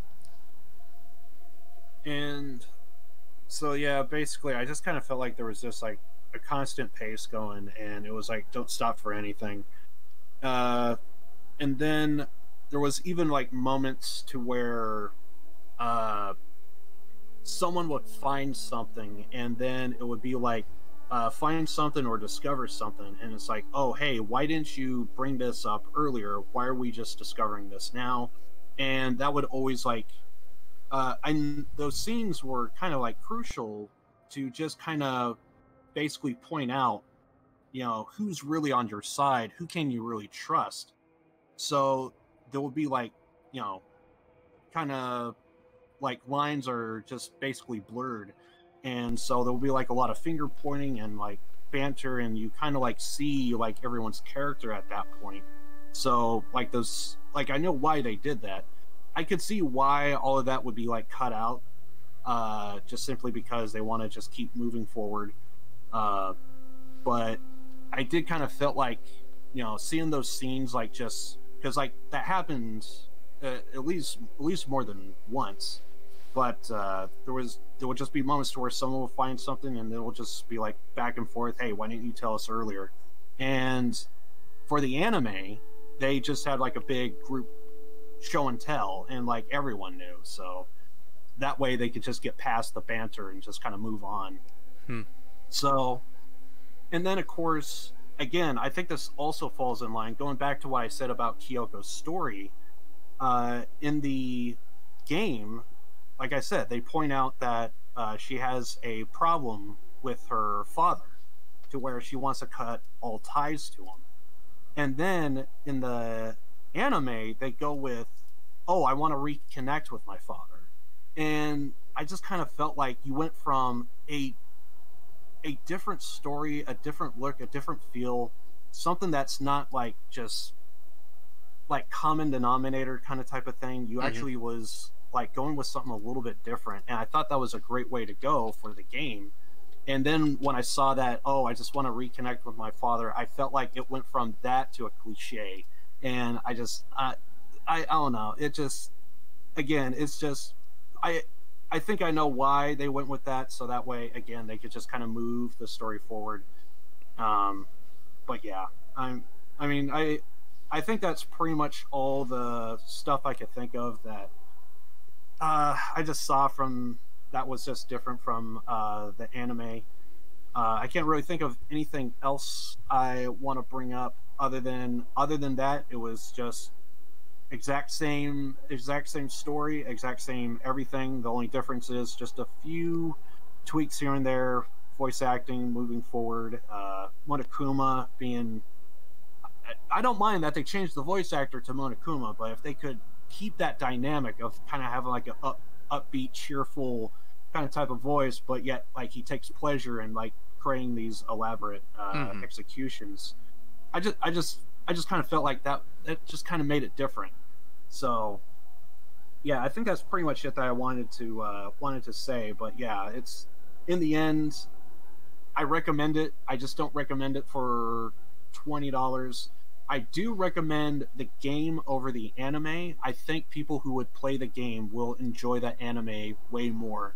I think if you go from the anime to the game, I don't think, basically it would just like give you all the spoilers and you won't be able to like really like, kind of like what I was saying earlier, like letting those moments just kind of like sink in. Yeah. So yeah, in the end, I highly recommend the game over the anime. But yeah, it's $20 if you could find it for cheaper than that, 10, 15 US dollar equivalent. Give it a shot, see what you think, and I think a lot of people that end up finding it would like it.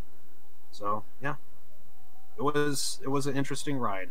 It was really good. So that's all I wanted to say.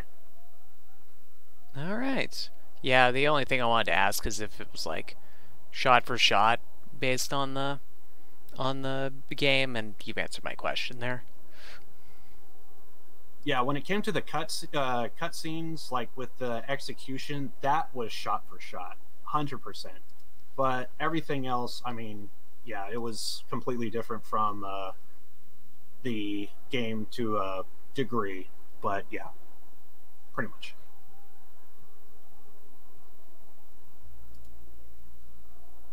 All right, I guess we can move on to Artist of the Week and such.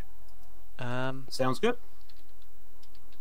So, I guess I'll start because I'll be, not entire. Well, brief-esque. Because, you know, I'm not like Liv, where I know the 20 million pages of history of all the bands I listen to. But, group I picked was Guns N' Roses. And, they are a, you know, rock kind of, I'm trying to find what specifically they're classified under before I start talking out of my ass. They're a rock band. Thought so. Yeah, they're a hard rock, heavy metal band. They've got a lot of good songs. The three I picked, sort of like the ones I listen to consistently of theirs, are sort of more or less some of their popular ones. Oh, I should have done Paradise City. Should have added Paradise City to that, but oh well. Welcome to Paradise City. You went with it. Oh, I did? Oh, okay. Yeah, it was on the list. Okay, I could double check. Yep, I accidentally just closed out of my list. Oh, I did do Paradise City, Sweet Child of Mine, and Welcome to the Jungle, all classic Guns N' Roses songs, and among their more popular ones, and the ones you'd hear on the radio. Yeah, I should really have a lot more to say, but I don't really. I like them. They got good songs. Welcome to my. Thank you for listening to my TED Talk. And this is where I take over. I do not listen to Guns N' Roses. I do not listen to Nirvana. Why do I bring up these two bands? Well, because it turns out there was a feud between Nirvana and Guns N' Roses, more specifically, more so to do with a few members of Guns N' Roses, and mostly just the bassist, I forget his name, and Kurt Cobain. They had a huge feud with each other. They got into multiple fights or arguments, I guess you could say. It's kind of weird that I know this because I don't listen to both of these bands, and yet I know this tidbit. For some reason, what was it? I think in a music video of Guns N' Roses, Axl Rose actually had a Nirvana hat in one of his music videos. I forget the name of the song, but he had a Nirvana hat, and apparently Kurt Cobain was never a fan of Guns N' Roses. So he kind of didn't take this lightly. But he kind of kept it to himself. And Axl Rose, he didn't know that he had a problem with the band or with him. So basically, he I think it was there was like a birthday party. I think Axl wanted Kurt to like do like a song for them. He wanted Nirvana to come over and do a song, and Kurt turned it down. And then he didn't think anything of it, so he continued on, and Axl Rose kind of wanted to do more gigs with Nirvana. So there was some particular tour with Metallica, and apparently it was supposed to be, I thought I heard it be referred to as like the tour that would have never happened or something like that. I guess Guns N' Roses and Metallica never really did shows together. So apparently they were doing a tour, and I guess they had like some days that kind of crossed over into certain towns, and they figured, hey, let's just do it at the same show. So they scheduled it together, and Axl Rose, once again, he asked Kurt Cobain if Nirvana wanted to like kind of open for them. So, and greater heads kind of prevailed in this, because Kurt Cobain again turned him down, and it was an absolute shit show. So Oh God. what ended up happening is Axl Rose wanted like certain pyro to like go off during their set, and it went off in the middle of Metallica set, and it set James Hetfield, the vocalist and rhythm guitarist, on fire. Oh. So obviously they had to tend to James Hetfield because I actually don't know where he got burned or how bad it was, but if he did get burned on his fingertips, he's playing the guitar. I play guitar, man. If you play for a long period of time, you can I think they called it a callus, to where the skin would become like rougher. Mhm. And so like if he's burned and he's like trying to like play guitar, there's a good chance it's gonna be like rubbing sandpaper on your fingertips, because you're burned and you're like kind of scraping your fingers across the strings. Ugh. So yeah, obviously they're gonna. So they couldn't play. So they had to tend to James Hetfield. So Metallica couldn't play. And then, in typical Guns N' Roses fashion, this is the whole reason why Kurt Cobain is not a huge fan of Axl Rose. Axl Rose showed up on the stage, vomited, left, and said, "I have a sore throat. I can't play." So because of that, they had to end the show even earlier. So everyone was pissed. Everyone wanted a discount. Everyone wanted a goddamn refund. So they started having a riot. They tipped cars. They set things on fire. And yeah, it looks like that Nirvana kind of did the good thing. Don't show up to that fucking goddamn trash fire right there. That was a good idea. Yep. So Oh my God. So yeah, there was a whole bunch of back and forth. I actually don't know all the moments that like the little scuffles that they just kind of had.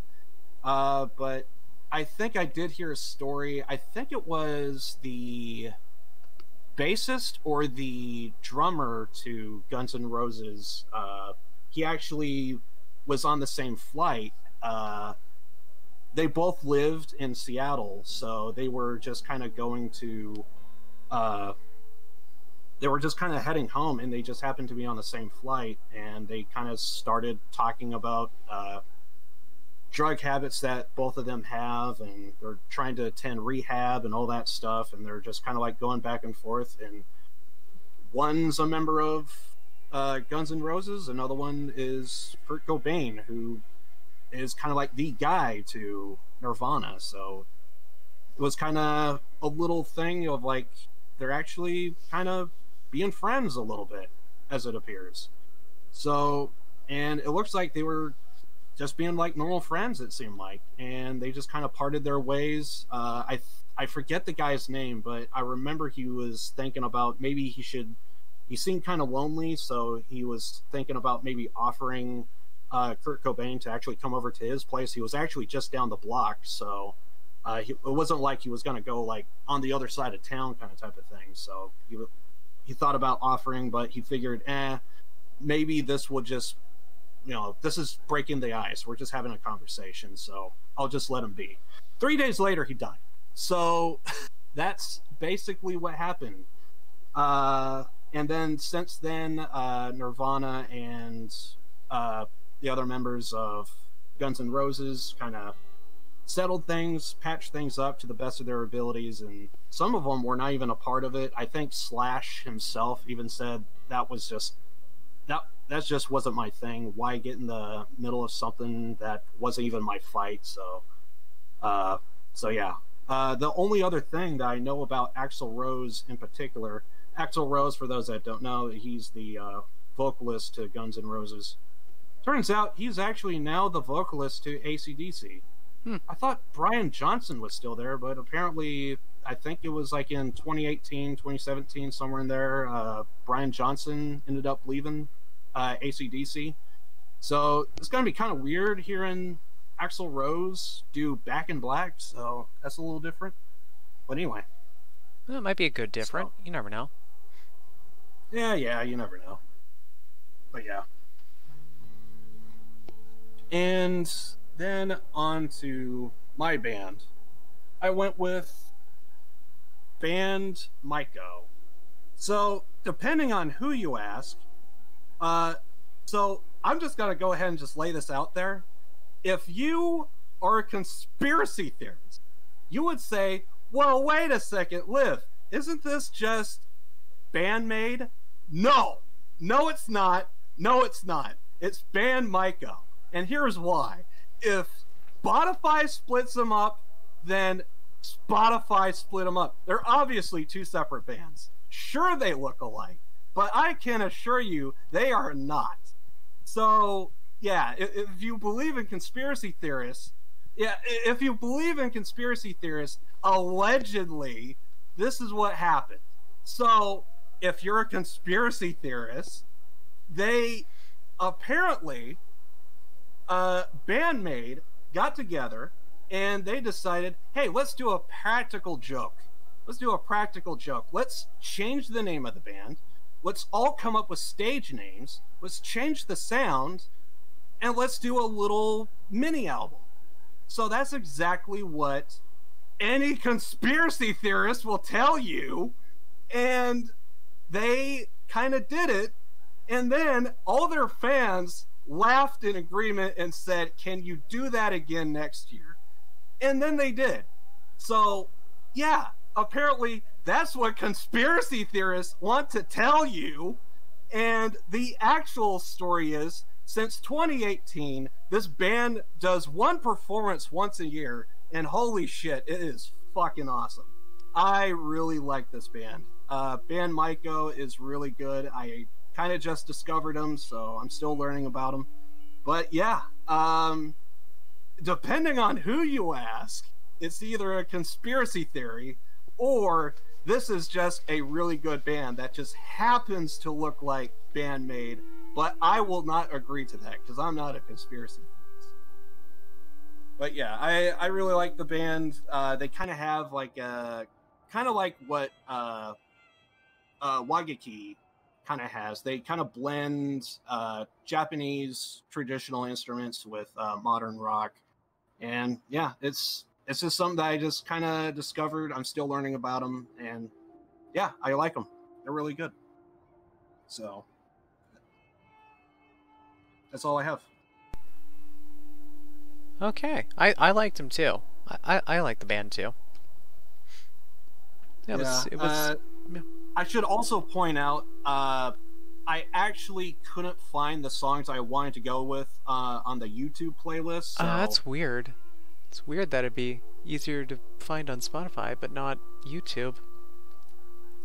Yeah, and also, I also did forget to point out, one of my favorite songs just got taken down from YouTube as well. So, Bandmade Order.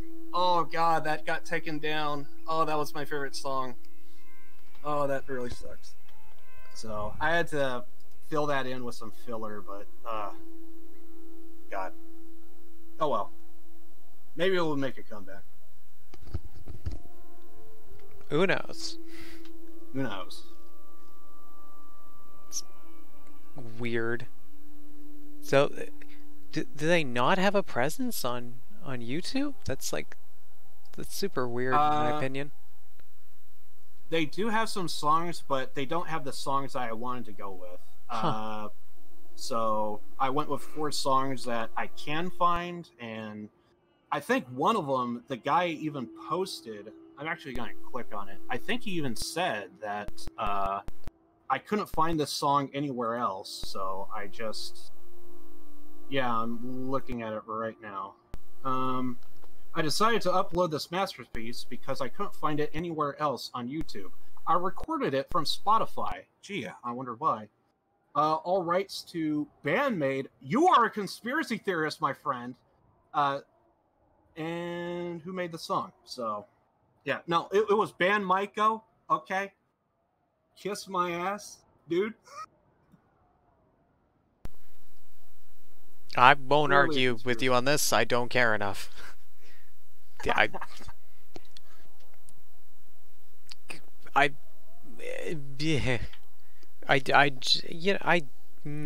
don't know enough about it. I don't know. They sounded like they're different bands, so you know. I mean, yeah, the names are like. I did notice that. I'm like, oh, that's interesting. The names are the same as another one. Live. I think you've suggested that one before, right? Yep, it was the last podcast. I went with Bandmade. And... Yes, it was. I thought it right because I looked at it. I'm like, oh, that's really close to the last one. He did, and that was all that crossed my mind was the names were similar. I didn't realize there was some big ol' conspiracy about it. Yep, depending on who you ask. Curious.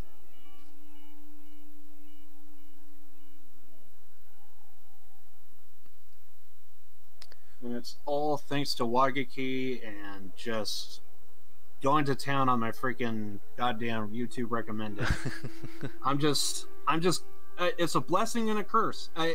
On one hand, I'm finding some of the music that I just really like, but it's a curse because it just keeps coming. Yeah. I just keep finding new bands. Some of them are really good, some of them are somewhere in between, and there are just some I never want to hear ever again. So. Yeah, it's surprisingly easy to mess up all of your YouTube recommendations one day. It's just like, oh, these are all videos I'd love. You watch one video, one single video, and it's like, oh, you watched 100 of these cooking videos, but you watched one music video. So all of a sudden, we're not going to show you any more cooking videos. What? What? Exactly. And actually, exactly like that. One pro wrestler that I just kind of watch, she does kind of like gaming videos. She also she actually does do a lot of cooking stuff. I couldn't help but notice I started watching some of her cooking stuff, and then all of a sudden I get other Japanese cooking stuff, and I wonder why. Oh my god, big secret results. You just see one video, and then all of a sudden, bam, you just get flooded with them. So I know the feeling. Yeah, YouTube's interesting. Sometimes the algorithm works, sometimes it doesn't. It's hit or miss. And sometimes it really misses. Oh yeah, for sure. But yeah. So any last things you want to say before we round out the podcast? Sure. Tomorrow gonna be doing some Yakuza 0. Probably gonna take one last look at that before I tend to start up Mafia 1. I still need to check and see if there is gonna be any other driver updates for it. Because, like I said at the start of the stream, sometimes there's just a game that just releases, and because it's brand new, graphic drivers are just coming out left and right, and they're very testy with it. So I want to make sure that I get everything booted up, ready to go, and that way, come Friday, I can get started on Mafia 1. Just take a blast from the past, see it with updated graphics and all that goodness. So it's going to be awesome. But that would be Mafia 1 will be on Friday, but tomorrow I'm going to take a look at Yakuza 0. And then I actually don't know when we're going to be doing another tri-stream. So that's a good question. I was actually going to ask you guys like tomorrow, but I guess I was going to suggest Monday again because we seem to be pretty steady on that. So I was going to suggest Monday, but I'll be okay with Monday. But you should probably post that in the general. I'm actually going to do that right now. Yeah. I'm actually going to do that. So.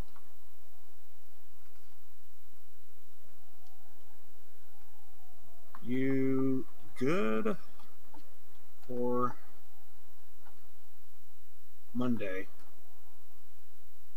Remnant? Question mark. Bam. Yeah. We'll What's see if this? A Discord notification from one of my channels. yeah. See if Lucky responds. But yeah.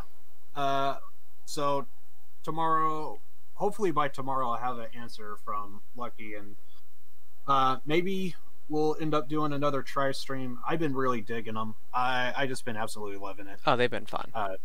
Just hanging out with a couple of friends, just doing whatever. So yeah, I'm really looking forward to it. And plus, I think in my main playthrough, since I did a reroll, I think I'm actually caught up to where we are. 3 of us in the try stream, so that's actually kind of interesting.